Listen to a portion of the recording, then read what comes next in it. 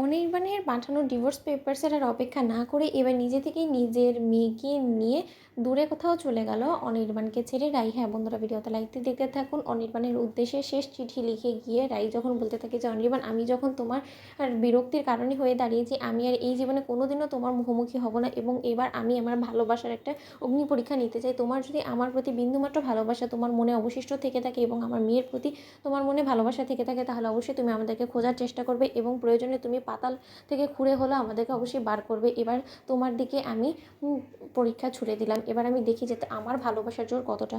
অন্যদিকে এই কথা বলা মাত্রই যখন অনির্বাণ বলতে থাকে যে রাই আমি আসছি, আজই আমাদের সম্পর্কে সমাপ্তি হবে। অন্যদিকে অনির্বাণ বাড়ি ফেরার আগেই যখন রাই বাড়ি থেকে বেরিয়ে যায়, ঠিক সেই মুহূর্তে অনির্বাণ বাড়ি আসা মাত্র বলতে থাকে যে রাই, রাই কোথায় তুমি?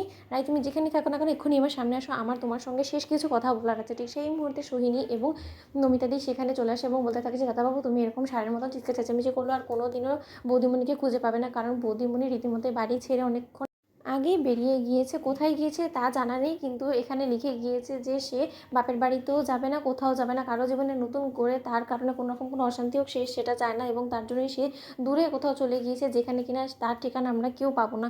দাদাবাবু তুমি যে করেই হোক না কেন বৌদিমণি এবং তোমার সেই ছোট্ট দুধের শিশুটাকে ফিরিয়ে আনো বাড়িতে। ঠিক সেই মুহূর্তে সোহিনী বলতে থাকে যে একদম না, যে চলে গিয়েছে তাকে আর ফেরানোর কোনো প্রয়োজন নেই, কারণ তার আর আসার কোনো দরকারও নেই, কারণ তোর জীবনে তার জায়গাটা ফুরিয়ে গিয়েছে। এখন কী রে, তাই তো? অনি ঠিক সেই মুহূর্তে সিমি বলতে থাকে যে না না না, এটা কী করে হতে পারে? রাই হঠাৎ করে নিরুদ্দেশ হয়ে যাবে, তাও বড় সেই দুধের শিশুটাকে নিয়ে। কই, রাই তো আমাকে সকালবেলা এরকম কোনো কিছু বললেও না, তাহলে আমি কী করি বা বুঝবো? ও মাই গড, রাইকে এখন আমি কোথায় পাবো? ঠিক সেই মুহূর্তে যখন হঠাৎ করে সিমির ফোনে রাইয়ের করা একটা টেক্সট আসে এবং সিমিকে রাই সেই টেক্সটের মাধ্যমে বলতে থাকে যে সিমি, আমাকে নিয়ে নিশ্চয়ই তুমি ভাবছো যে আমি বাড়িতে নেই, হঠাৎ করে উধাও হয়ে গেলাম।